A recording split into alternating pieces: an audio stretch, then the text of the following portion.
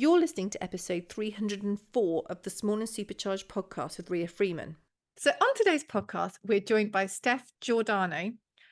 I mean, poor Steph, this is behind the curtain. I've mispronounced her name a number of times already, and I checked and it went wrong. But Steph is very, very patient. So thank you so much for joining us. I mean, people might know you better by the name of your amazing company and the amazing, delicious treats that you create. So tell us all about you and what you do. Well, it's a pleasure to be here for a start. And do not worry, I've had every mispronunciation of my name over the past 35 years.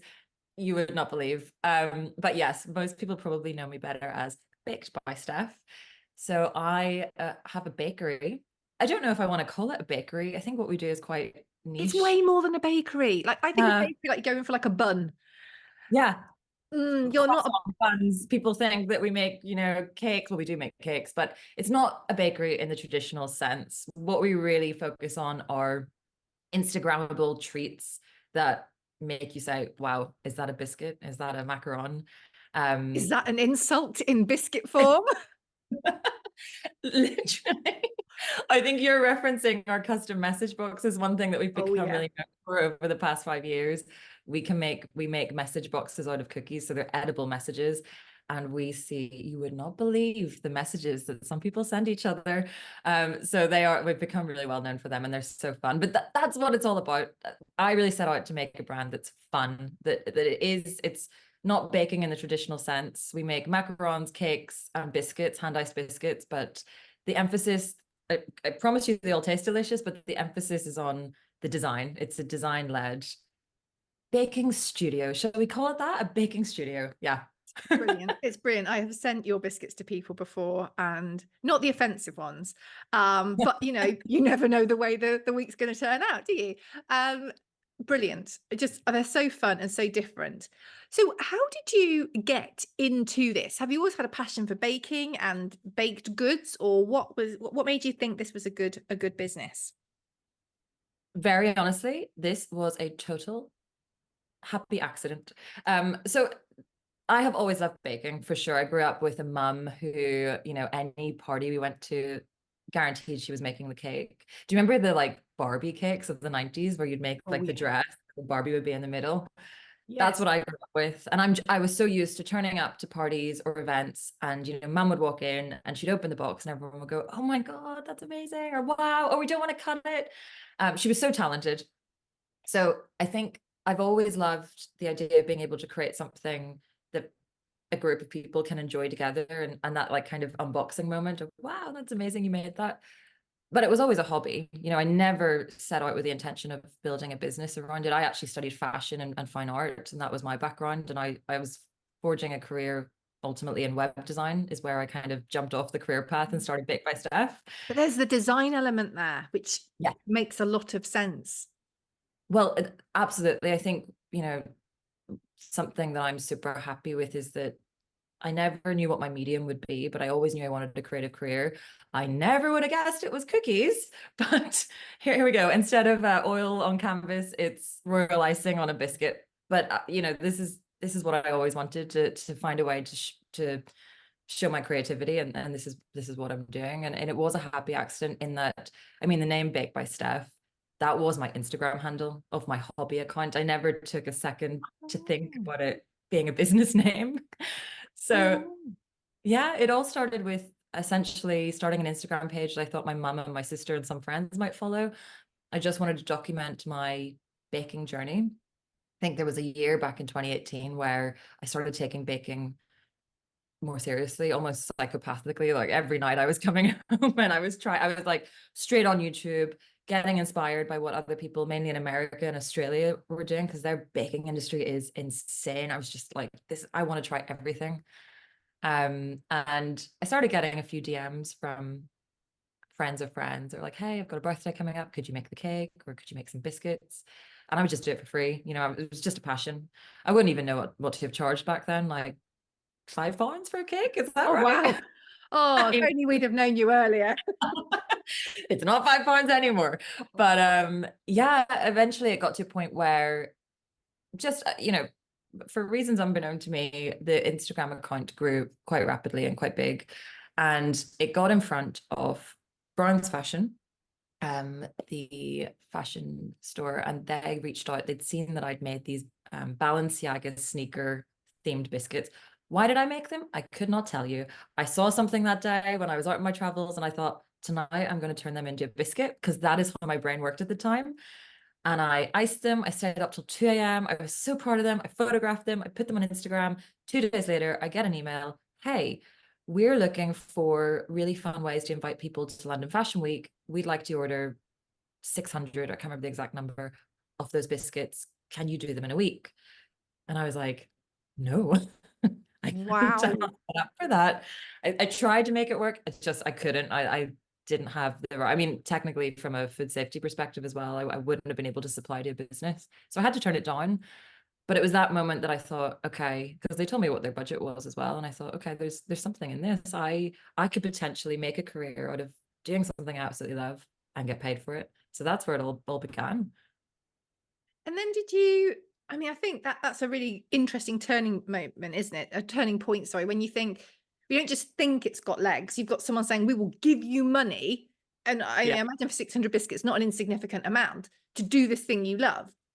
So what Mhm. was the next step that you took? Because you were employed at this time as well. I was. For me, it was a really rapid journey from full-time employment to going out on my own. And if I'm very honest, looking back on it, it really was a head above water situation. I didn't have much time to think about it. I often hear about other people's business journeys, and they talk about having made a business plan, or, really considered it, or done it as a side project for maybe a year before they dove in. The thing about baking, it's really time consuming. It's not something that you can, or I could have really done side by side. I tried it for a while, and actually my health took a real kick, because I was having to work 9 to 5, and realistically it's more like 9 to 8 in London, and then coming home, quick bite of dinner, and then baking orders until 1, 2, 3 a.m. I remember Gosh, one, I took naps in front of my oven with a timer set, just so I could take things on. I mean, it was insane. that's probably a red flag, I'd say, at that point in the Yeah. game. My parents had to have a word with me. They're like, you're either going to do this or you're going to have to drop it. Yeah. I was getting constantly ill, and I'm not someone that often gets ill. So I knew something had to shift. So it really was I just made a decision, and I don't do things by half. I just was like, I'm committed to this. I want to see if I can make this a reality. It is a risk, obviously, ditching my full-time safety net of a career. But within 3 months, I had a commercial kitchen space, and I had one employee helping me, like an assistant. And I just kind of kept my head down, didn't come up for air for a year after that. It went full speed ahead, 3 month period. And did you start to get good orders coming in immediately, or did it take a while to build that? Because you'd obviously done quite a lot of background work in developing your Baked by Steph account anyway and showing what you could do. So was it an easier transition than you expected, or was it more difficult? Yes and no. So I'm really lucky that right off the bat, we've had a really high caliber of inquiries in terms of the companies that reach out, on our customer base. And we've built a bit of a community, which is fantastic. I think the hard transition, especially in this space, the baking industry, and I imagine for a lot of business owners, it's your pricing and your operations. So at that point, I was a creative. I was someone that was doing a hobby, and I loved it. And I found it very difficult to say no to things if I liked the brief. So, we get people getting, I mean, I came from fashion background. So when the ultimate fashion clients like Chanel or someone were getting in touch, I didn't want to say no. I was like, yeah, what do you want? I'll do it. Oh, and this is your budget? Well, that's half what I probably should charge, but I just want to do it. So I'll do it. I really did not know at that point how to run a successful business. I knew how to make a great product. I knew how to attract people to the store, so to speak. But pricing and operations, it took a while for that to catch up. So off the bat, I'd say it was our biggest struggle. I'd say year one was really just kind of figuring it all out stage. But I was very lucky, yeah, absolutely, that we had really good inquiries right off the back. And the great thing about what we do, it's so visual, and our Instagram page was going so well that it became our shop window. So as soon as we did an order for the likes of Chanel or a big fashion client, a week later, we'd get another fashion client getting in touch of the same caliber, asking for something similar. So it's kind of grown organically. The first 3 years was just pure word of mouth and organic growth with no marketing behind it whatsoever. Wow. And I think it's tricky when you're starting out. You have got to balance as well that portfolio building. So, having Chanel or some amazing fashion brand or some really iconic, noticeable brand that you're working with that has essentially, by association, endorsed you and kind of rubber stamped you. That can be really, really useful in getting other clients and showing what you're made of. But obviously, it does need to, well, either cover its costs, make you profit, definitely not cost you money.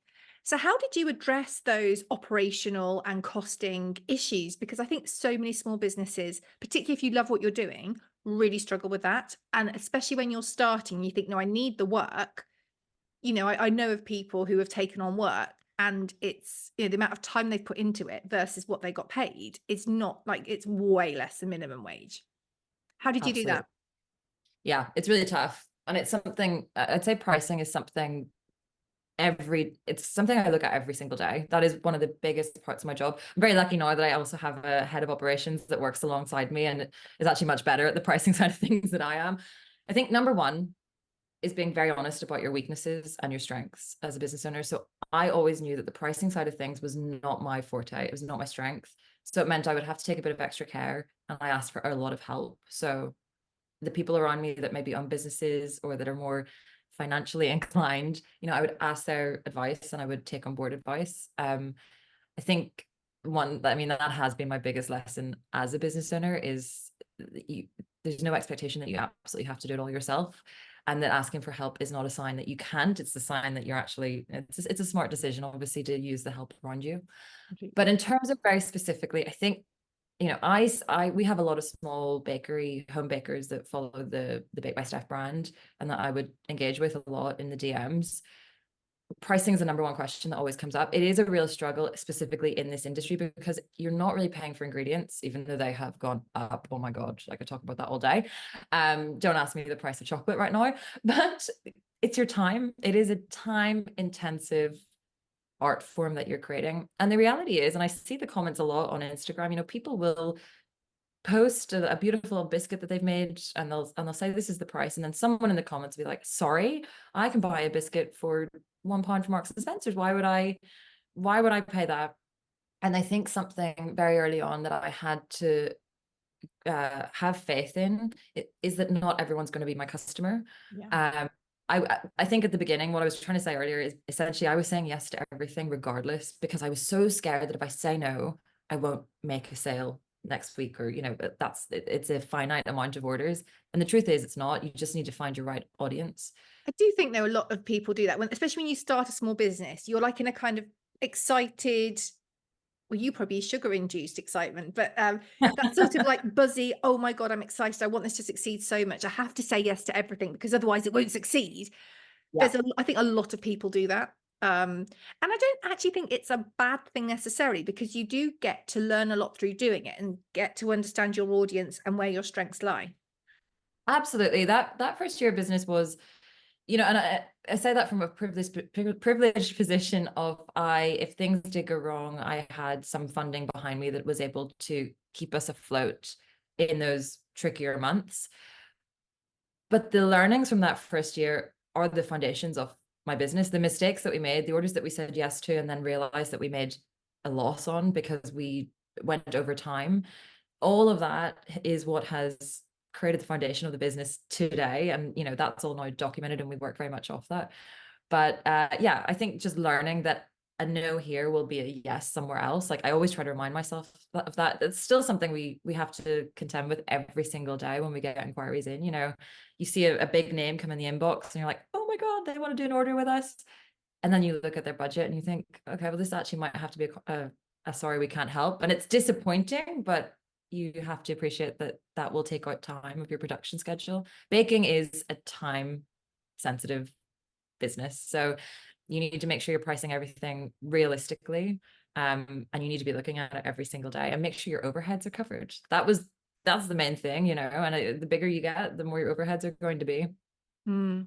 How have you found that the growing? Because you went from you and an assistant to where are you now?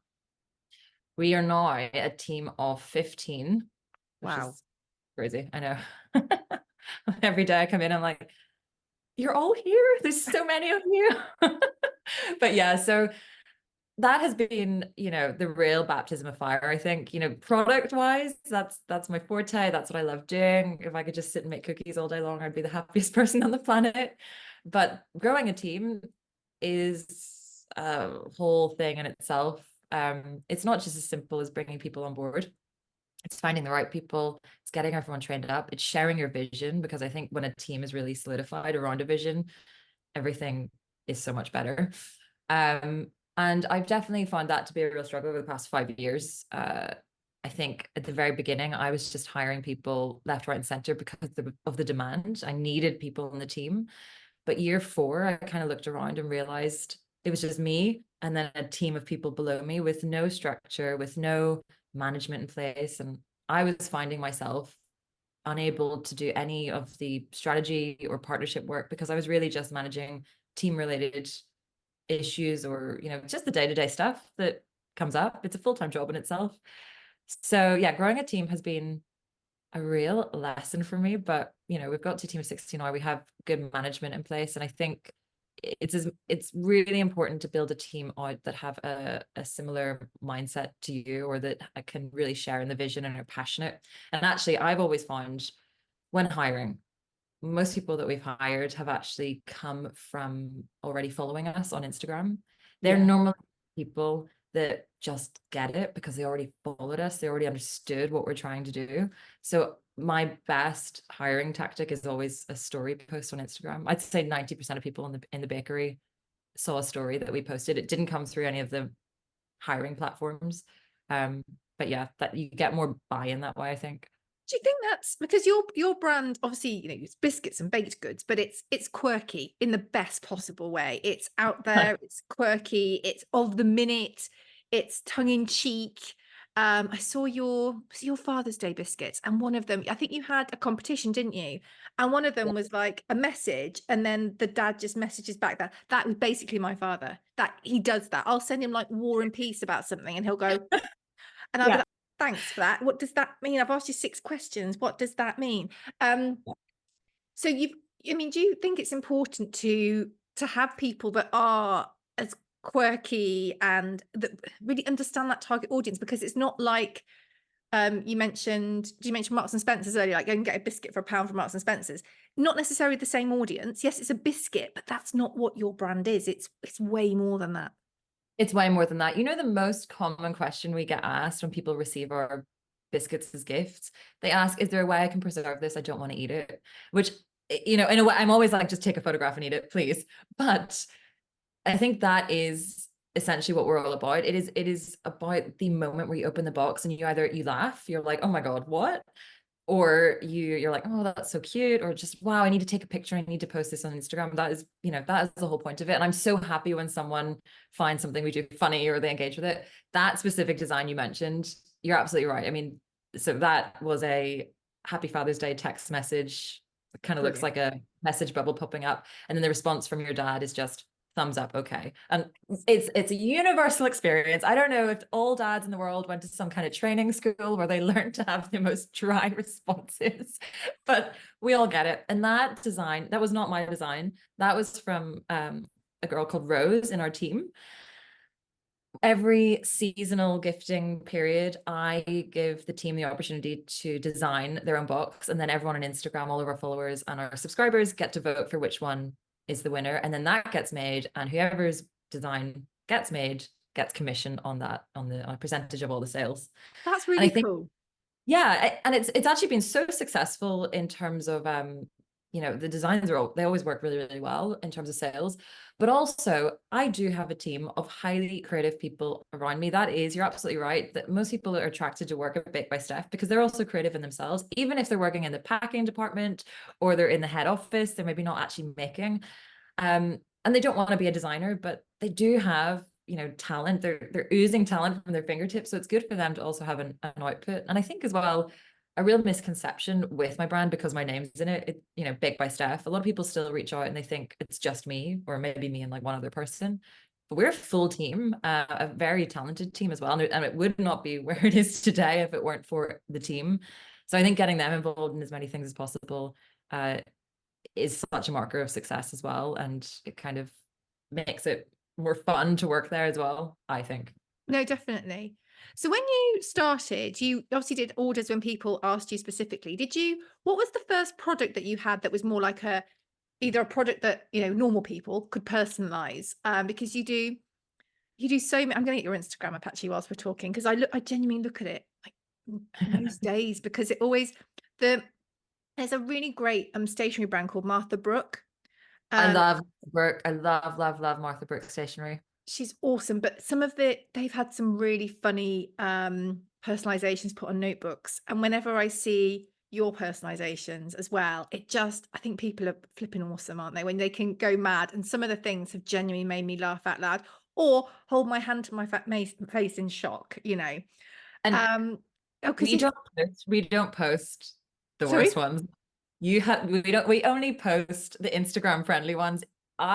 Side note, after this, I will text you some of the worst ones. No, do because there's bye, good luck, whatever, traitor, brilliant. Yeah. But there's some that are definitely quite traitor Tom. Well, they've been a whole journey in themselves. It's funny because they're not the most creative thing we do. In fact, that's the one product where we put the design, the theme in the hands of our customers.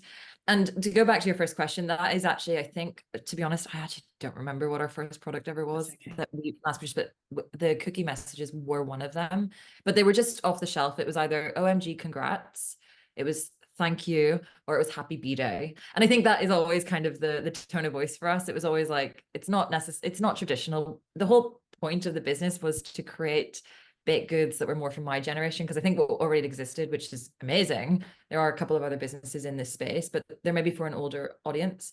And I didn't see anything that I would gift to my own friends.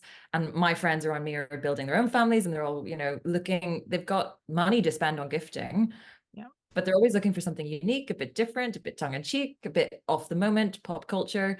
So that's why it started. And so those cookie messages were one of the first products. Where they really took off was lockdown. And I hate to give anyone PTSD talking about the pandemic, but obviously we were all locked up and we weren't able to see everyone. And those messages, honestly, some days they were so touching, reading what people were creating with our message box and sending to each other. But also the British sense of humor. Oh my God, I could write a book on the messages that people have sent. We've had marriage proposals via that box. Yeah. Oh, wow. That's brilliant. And they reached out to let me know she said yes. So that was great. I know. We've had people, I mean, my most favorite one from last week, someone sent a message asking someone, please unblock me. So obviously they've tried every method of communicating, and they've decided as a last resort, they're going to send a Baked by Steph message box. And a part of me is like, should I send this? Is this a stalker? But we've had, there's a lot to unpack around that. Oh God, I know. We've had so many great messages, but normally they're really sweet, just like, can't wait to see you again, or like, inside jokes. We've had some interesting ones like, sorry, you have to poop in a bucket. Don't know what that's about. Don't want to know what that's about. We've had congrats on chilling your eggs. We've just seen that one. I've just seen that. Every message under the sun. We've had some very raunchy ones. My personal stance on it is we'll do anything as long as it's not a hate crime. If it's offensive or a hate crime in that way, we'll reject the order. But I don't care what words you put in there. They can be as naughty as you like. We will create the message. Awesome. You've done some incredible collaborations as well. When I was just looking, you have done one with the Brazilian bum cream. Yes. Space NK and Sol de Janeiro. Yeah. Amazing. What's been I suppose it's like picking your favorite child or your favorite dog. What's been your favorite collaboration, or what have been a few of your favorite collaborations? So then if you don't say anybody, it's not because you don't love them. Oh my God, that is actually such a hard question. Or that stand out the most. Whichever way you want to phrase it, you do it. I think one of the first ones I ever remember doing was for a brand called Thread and Needle. You know the dress brand? Yeah. Beautiful dresses, really intricate. And I mean, this was back in my era of definitely not charging enough for what I was doing. But I remember taking a day and I recreated one of their dresses as a cookie and they posted on their Instagram. It was amazing. And I remember actually sitting back and being like, oh my God, I made that. That's gorgeous. I loved it. It was one of those beautiful brand partnerships where it's the right feel. They really have a lot of synergies with us. And I loved what we made. I think over lockdown was the first time that we started creating content for other brands. So that is another revenue stream for us. It's not just the biscuits that we create. We also work with brands to create their products as cookies, because I think in this day and age, social media content, it is hard when you have one product to find interesting ways to market it and to show it to people. And cookie decorating videos, which is what we create, they get such high engagement. I mean, that's basically how I started, because I was watching them on YouTube. Watching cookies be decorated, being flooded I love it. it's therapy. I It's know. I so, completely agree. yeah. So I think actually the very first partnership we did was with Baptiste, officially, in terms of paid content. You know, Ooh, the hair, hair. yeah, Dry hair shampoo. shampoo. Thank you. And we just recreated their products as biscuits, and from there we've grown partnerships with other people. Space NK are probably one of the ones we work with the most, because they do a lot of beauty products. So yeah, I think there's been we've worked with amazing people all along the way, but the standouts are definitely that first one where we kind of were treated as a content creator as well as for our product. Because I think that, that has been what's driven the brand, I think, in terms of our success. Our Instagram page is where it started. And I think that really boils down to the fact that the content we create is super watchable. Whether you're going to buy a cookie or not, you want to watch something being flooded. If anyone who's listening hasn't seen them, you don't have to go and watch ours, but just Google biscuit flooding and you'll find yourself 3 hours later in a rabbit hole. It's It just is so magic. addictive. It's very relaxing as well somehow. I think when you see people who are very skilled at what they do and they do it well, it's very satisfying, isn't it? And in terms of Satisfying, that's the the word. yeah, very, very much so. And in terms of the kind of the products that you do, you've done lots of, I mean, I feel like I can't think of anything that you haven't done in terms of like response to sort of pop culture. I'm sure you did like a Gavin and Stacey ham one.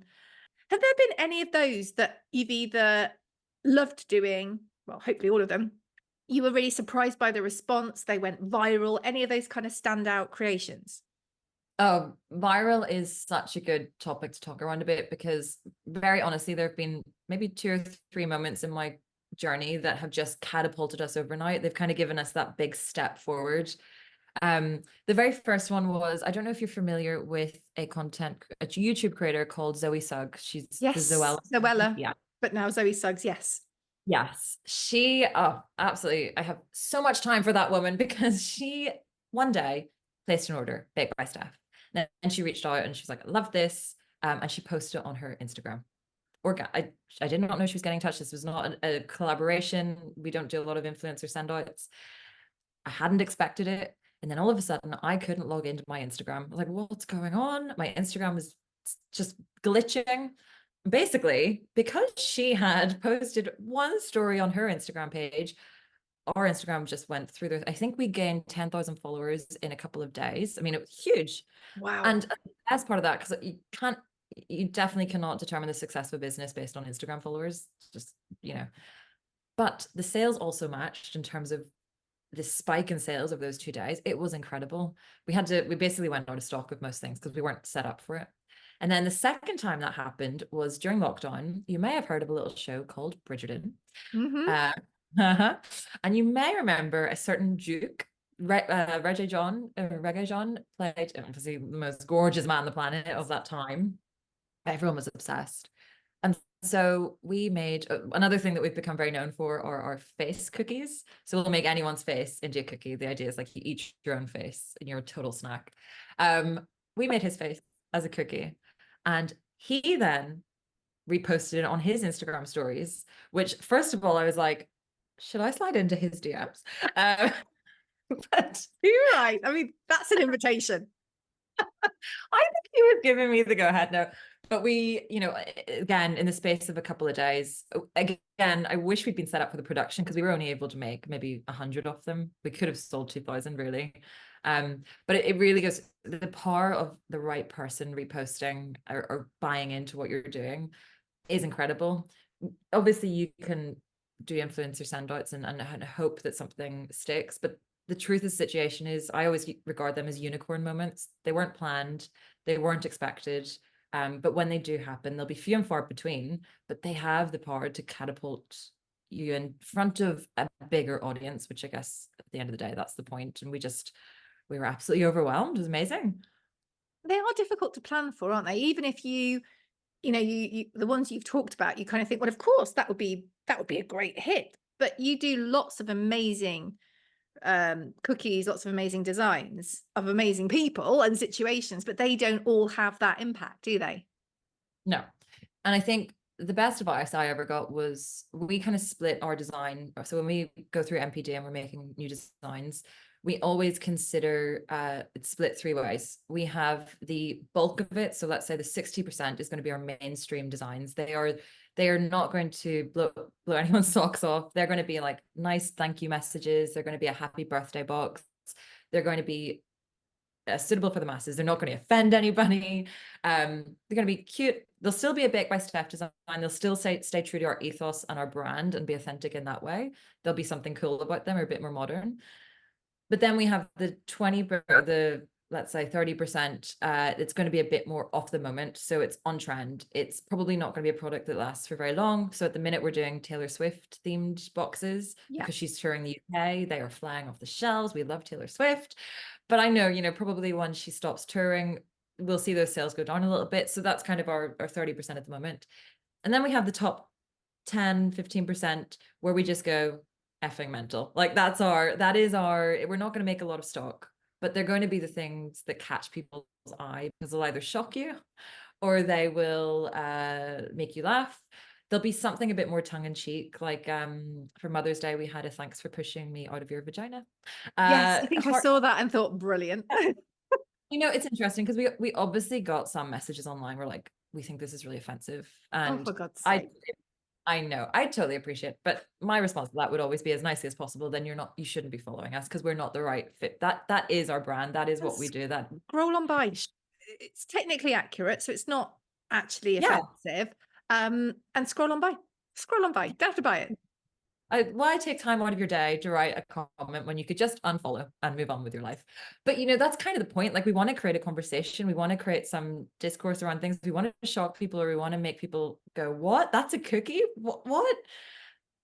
So we don't make a lot of that in terms of production. So when we come back to like the planning production side of things, because at the end of the day, it is a business and it's not just what I want to put out there on social media. It's great to have those unicorn moments, but they're never going to sustain us as a business. The important thing is to have a really steady foundation of products that appeal to more people. So that's where most of our efforts lie. And then we have that kind of top 10% that we get to have a lot of fun with. But in terms of what you put on social, the mix isn't quite like that, is it? You would put more of the fun things, the wow moments, I'm going to share this to a friend. Yeah. I think with socials, God, I've had, and I'm sure anyone will agree, Instagram, well, all socials, but I'm going to mainly talk around Instagram because that is what drives the business more. Oh, it's such a love-hate relationship. It's so up and down. It's, the algorithm's constantly changing. When I started, I could post a photograph of something I made and it would get 3,000 likes or, and now if I did the same thing, it would be like, rah, rah, flop. No, people don't want images. They want video content and I think as well as a population, we're much more marketing savvy. So we know when we're being sold to, and we really don't like a hard sell. I don't anyway. I think everyone's the same. So, in terms of what we're posting on Instagram, I'm very conscious that I don't really want to push the mass stuff that we're producing. If we're doing the marketing right elsewhere, then that's looking after itself. It's not our shop window. It's probably you'll come to us because you've seen something on Instagram that's made you go, what? That's amazing. Let me see what they do. And then your first buy might be something really out there, but customer retention is something I'm really proud of because we have a really good rate of it because we're constantly producing new boxes everyone has a birthday. Everyone celebrates different events throughout the years. So you'll come back to us and maybe your next purchase is going to be something a little less tongue in cheek, or maybe for somebody who doesn't want something so out there, but you might just buy a happy birthday box. That looks after itself.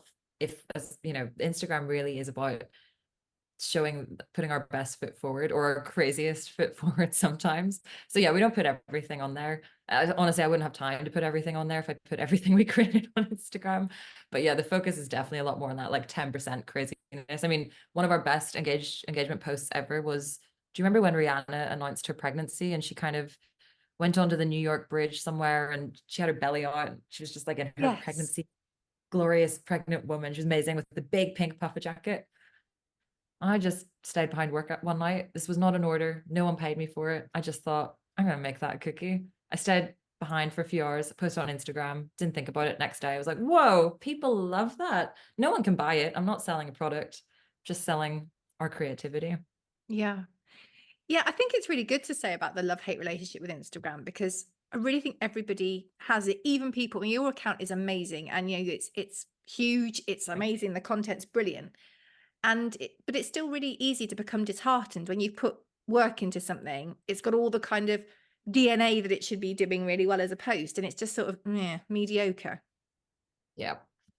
You, I, I think as a perfectionist myself, I can struggle with that at times, but I just have to remind myself it's something I see every brand on the planet going through at the moment. I think, let's be honest, as platforms start to monetize more in terms of trying to get people to sign up for certain services and pay so that their content gets promoted more, it means that elsewhere things are going to have to drop down because they want to show the benefits of putting money behind it. Things are going to flop. I mean, this week I posted something that I was so sure was going to be amazing, and I think it got like 137 likes. But you just move on. As long as you're posting content, well, at least this is what I say to myself: if I feel like it's authentic and it's what I want to be posting, and I don't want to get into that machine of, okay, what does Instagram want me to post today? What's going to get us the most likes? It's good. You should think about that. And we do have a strategy around that. Every so often we'll make sure we're posting something we know has good engagement. And we do look back at what has been engaged with the most and try to replicate that when we can. But at the end of the day, I just trust that the people that want to follow us in our community that we have built are there for a reason. And it's this content I've been producing ever since day one. And just because something flops one day doesn't mean the next thing is going to flop. And also, what's a flop? Still 137 people liked a post. And I think we've all got a bit stuck on this viral factor. But to run a successful business, 137 people, if you can even convert just 10% of those into a customer, that's great. So I just try not to dwell on it too much. And I would encourage anyone not to dwell on it too much, because you'll drive yourself absolutely crazy. I think that's so important. And also, I mean, I say to my clients when I'm working with them, okay, so let's say 137 people double tapped it, but who went to your bio? Who went and looked at all your other posts? Because I know I'll look at stuff on Instagram and it'll make me smile and nod, or I'll Yeah. laugh, or I'll go and look at their bio. Doesn't necessarily mean I've actually double tapped on it, which is ridiculous when I say it out loud. And I annoy myself so much with this, because we want engagement on Instagram. That's why, we're there for that. But actually, we need to be doing more of that too. But it doesn't necessarily mean it hasn't had an impact on people. It doesn't mean it hasn't created sales or hasn't created a follower. 100%. I think my relationship with Instagram these days has been very much it is our shop window, and where I think that brings value to my business is actually more bringing on board corporate clients. So it gets us in front of the big brands. But I don't think it's driving, or I know it's not really driving the day-to-day sales on our website. It's building brand awareness. So someone might see our Instagram, but they may not purchase for 2 to 3 months because they're waiting for an event to come up. So that's great. But I'll give you an example. If we post a discount in our stories on Instagram, it does not generate a lot of sales. Very honestly, that's never going to be a sales driver for us in a big way. In the same way that our email marketing campaigns are, our email marketing community, they are much more engaged with the brand, and that's where we put a lot of our nurturing in terms of offers and engagement with the brand and upcoming new products that we're launching. That's where we put a lot of our energy in terms of more of the sales side of things. Instagram really is, especially as it started, as just me experimenting. I never want it to move too far away from that. I never try to look at it as a sales platform. I look at it as a shop window or a little bit of insight into the crazy design ideas that are going through my brain. It's really good to know that as well, and that importance on your mailing list, because it's, I think, with the surge in social media, some people don't have mailing lists, which I still think is crazy. If listening to it now, like literally start them for free, it's worth it. And people say, oh, no one reads emails. But when you start to get into the data, into the insights, into the reach and the engagement versus the open rate versus the click through, it's incredibly Mhm, valuable because they're proper warm leads. These are people that have asked you to reach out to them. mhm. You spend a lot of time nurturing and growing your list. Yes, this year it's been our number one project that we've been working on. There were a few years where you just early on in business, you throw everything at the wall and you see what sticks. That was the strategy, right? Yeah. And yeah, you definitely get a bit distracted by Instagram or the platforms, but I think we really slept on email marketing for way too long. This year we've built a really sizable mailing list, but we weren't looking at it. We were just generating emails out to everyone en masse, same thing. And we started to notice that our click-through rate was going down and our open rate was going down. Like, well, what's going on here? And then we started to realize not everyone purchases from us in the same way, and not everyone wants the same thing. So we've really started to, first of all, we're asking our mailing list questions. So we try not to inundate, but we're working on surveys. So we really want to know, what do you want to see? How do we not annoy you by sending you too many things? Also, something we're trying to work on as well is there are certain points in the year that like Mother's Day and Father's Day, that could be sensitive times of the year. So we're trying to really tailor our mailing lists so that people only get what they want from us. And if we're very cutthroat now, if we're seeing people that haven't engaged for 90 days plus, we're not going to send to them for a while, because I think for a long time I was very focused on quantity. So I was like, we need to grow our mailing list. We need to get 500,000 subscribers, and then you just multiply that by X and we'll be making that much money, and hey ho, done, may as well go home and I'm now on a yacht in France. It does not work that way. It's really really about quality. So emailing to a smaller segment of 5,000 engaged subscribers can have so much more value than emailing out to the entire mailing list. So that's what we're working on. Segmentation is our, kind of what we're working on this year. That's our big thing, especially ahead of coming into the Christmas season. But it means we're sending much more tailored messaging. And I feel like I'm talking more directly to people as well in our emails, and I'm getting really good feedback back, which, that's what it's all about, really. So yeah, email marketing is the bread and butter of our web sales. And definitely I was sleeping on it for way too long. I think a lot of people do. A lot of people definitely do that. So before I ask you all the places where we can find you online, can you tell us, has there been a standout low on your journey? I mean, there've been a few, but I think, with anyone starting a business, it takes everything. It takes everything that you have to get it off the ground. And even when things may look like they're going really well, and even when things are going really well, other things cannot be going so well. Stand out in terms of I think, just going back when I was talking about not having a management structure in the business, I think scaling up is really tough. To go from a one-woman show that was baking on my own in my pokey little Camden kitchen, I was really used to doing everything myself, and having to do everything myself, handing that over to other people and trusting that people had it. And let's be honest, some of them are even better than me at certain things. I was doing things I had no business doing. That transition period was definitely the toughest point. You need to have the right team. Building the right team around me was the moment where everything just started to get better. Any business owner, you're doing it 24/7. Even when you go home in the evening, you're not really switching off. So yeah, I think building the right team has been the pivotal moment for me in terms of growing Baked by Steph and getting to where we are today in year 5. And to end on a jolly note, what's been the high so far, or a particular high? I'm sure you've had a lot. Last year we got stocked in John Lewis, and I think that faith in our brand by such a big, well-known department store is just I mean, I think I still smile when I think about it. It's amazing seeing our product actually on a physical shelf, because we never had that before. Just such a proud moment. And there've been many moments like that along the way, but that was a standout moment for us. And retail is something that we're looking ahead to more in the year ahead. So yeah, that's got to be the standout for me. So exciting. Please, Yeah. can you tell us all the places where people can find you and buy from you? Just go and look at the pages. I'm just going to tell you, go and look at the various accounts, go and look at the website. It will make you smile. So tell us all those places. Okay, Instagram. You can find us on Instagram at baked.by.steph. I never got the Baked by Steph handle at the beginning, very frustratingly. Someone in America, if you're listening and you have it, can I have it, please? Baked.by.steph.